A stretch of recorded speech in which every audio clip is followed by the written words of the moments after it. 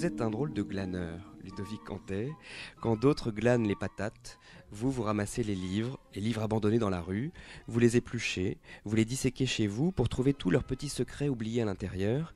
Et avant de les remettre en circulation, ces livres, par exemple en les donnant à des associations, vous les prenez en photo. Et toutes ces photos de livres abandonnés constituent ce que vous appelez votre bibliothèque fantôme. Pour exemple, déjà aujourd'hui j'en ai retrouvé une douzaine dans la rue Avenue Parmentier, une douzaine de livres pour enfants, dans un sac plastique près d'un arbre. Donc je les ai récupérés, je vais les inventorier, les tamponner, écrire sur une fiche qui s'appelle une fiche fantôme. Oui. C'est les fiches qu'on trouvait autrefois dans les livres dans les bibliothèques. Et de façon systématique, je marque le lieu, l'endroit, le jour où j'ai trouvé chaque ouvrage. C'est un travail que j'ai commencé dans la continuité d'un précédent qui s'appelait La part des choses, qui était un travail sur les objets abandonnés, donc que j'avais fait il y a une dizaine d'années. Vous photographiez tous les objets dans la rue, pareil. Voilà, c'est ça. Et c'était avec le concours d'un philosophe français qui s'appelle François Dagonier, qui avait travaillé sur les concepts d'abject, de détritus et de déchets. Et à la suite de ça, ce qui s'est passé, c'est qu'il y a environ 3 ans de ça, je devais me débarrasser de ma bibliothèque pour des raisons de promiscuité, d'exiguïté. Et ça, en fin de compte, ça a réveillé plein de questions. D'abord, c'était très douloureux, et en plus, la question du choix, mais là aussi, après, la question de qu'est-ce qu'une bibliothèque, pourquoi avoir une bibliothèque, quel est l'intérêt de garder ces livres. On pourrait simplement les emprunter dans une bibliothèque et puis les rendre, mais je pense que les livres racontent 2 histoires. Il y a l'histoire interne au livre, que l'écrivain a raconté, et il y a l'histoire que chacun de nous met dessus. Le méta-livre. Voilà, exactement. Donc c'est cette histoire-là qui m'intéresse.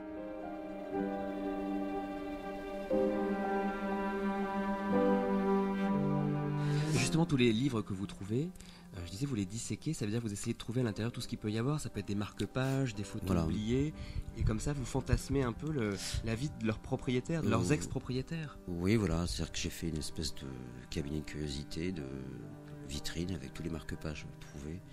Et c'est assez émouvant parce qu'en fin de compte, les marque-pages sont bien souvent l'image du lecteur, quoi.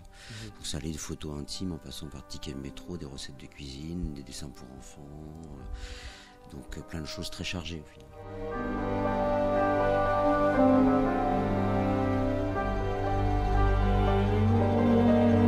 Au début, j'avais fait des espèces de catégories comme ça, de livres, où j'avais fait les livres honteux, par exemple. C'est une catégorie de livres, par exemple, qui est assez récurrente. Ce sont les livres dont on a honte d'avoir chez soi. Alors ça, c'est assez rigolo. Ça peut être par exemple les mémoires de Demis Roussos. Voilà, par exemple, mais ça peut être aussi des livres pornographiques ou des livres dont on a un peu honte. Oui. Ça peut être des mauvais cadeaux de Noël, par exemple. Aussi. Ah oui. Ça peut être c'est pour ça, en ce moment, on trouve peut-être pas mal de livres. Voilà, en ce moment, je pense que c'est une bonne période. Une bonne période. Selon le calendrier, les bonnes périodes, c'est Noël, et puis c'est aussi les mois de juin, à la fin des études, des cycles universitaires. Ouais. En fin de compte, ça correspond pas trop aux rentrées littéraires, mais plutôt aux sorties, quoi. Oui, les sorties littéraires. Voilà, c'est ça. Le nouveau concept.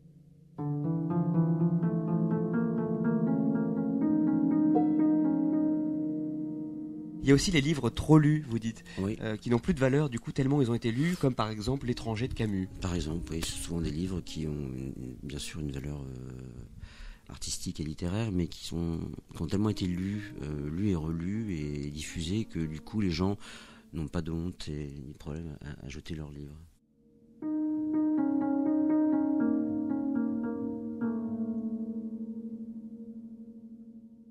Et donc vous prenez en photo ces livres que vous trouvez, vous les prenez en photo comme des photomatons, vous dites, des photos neutres, vous les mettez pas en scène. Voilà, je voulais pas mettre en scène, enfin je les mets en scène au sens où je les mets sur un fond noir, mais je voulais vraiment faire un photomaton comme un relevé anthropologique. Une carte d'identité. Exactement, et l'idée étant pas de faire une photo stylisée au sens avec des effets, mais vraiment un relevé ultra minimaliste, sobre, comme un photomaton, quoi, sans effet.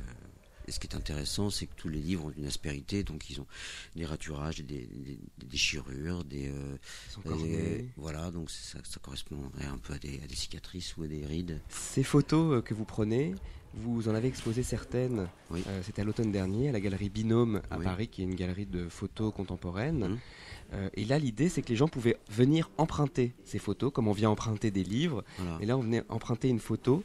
Ça a marché. Oui. C'était quoi la réaction des gens? C'était assez marrant parce que c'était un pari que j'avais fait avec la galeriste en lui disant voilà, si on va jusqu'au bout du concept, si on va jusqu'au bout de la mise en abîme, il ne faut pas vendre ces photos de livres, il faut les prêter, il faut faire une bibliothèque de photos de livres. Alors bien souvent il y a des bibliothèques de livres de photos, moi je faisais une bibliothèque de photos de livres et je me disais il faut emprunter, il faut que les gens empruntent, il faut enlever l'habitude de vouloir posséder, d'acheter des œuvres d'art ou des objets, et il faut emprunter. Alors c'est un pari parce que beaucoup de gens peuvent être impressionnés par les dispositifs, les gens n'osent pas, ils ont un peu peur, intimidés, et au final ça a très bien marché. On a eu à peu près une vingtaine de personnes qui ont joué le jeu, et ensuite je demandais à chaque personne de prendre une photo de sa propre photo chez eux in situ, La photo de la photo. et de Mise en m'envoyer, abîme. voilà. Et après je me suis dit on va utiliser Facebook puisque tout le monde parle de Facebook, on va utiliser Facebook comme une continuité du travail, et donc les gens m'envoyaient leurs photos que je remettais en ligne, et après il y a eu plein de réactions. Il y a des gens qui ont fait des blogs, d'autres qui ont écrit des poèmes, il y a un sociologue qui a fait un texte, il y a eu, ça a réveillé plein de choses. À un moment donné je me suis perçu que cette bibliothèque c'était aussi la bibliothèque du désaveu, c'est-à-dire c'était la bibliothèque des livres dont on se débarrassait, et étonnamment, bien qu'il n'étant pas fétichiste, je trouvais ça un peu bizarre comme comportement de jeter un livre. Moi, ça ne viendrait pas l'idée de jeter un livre. C'est Je le violent. donnerais ou je le vendrais éventuellement, mais C'est brutal. oui, violent. voilà, il y a un côté un peu facho, je trouve. Il y a un côté un peu, Autodafé. voilà. Et donc mon travail est de remettre en circulation tous ces livres.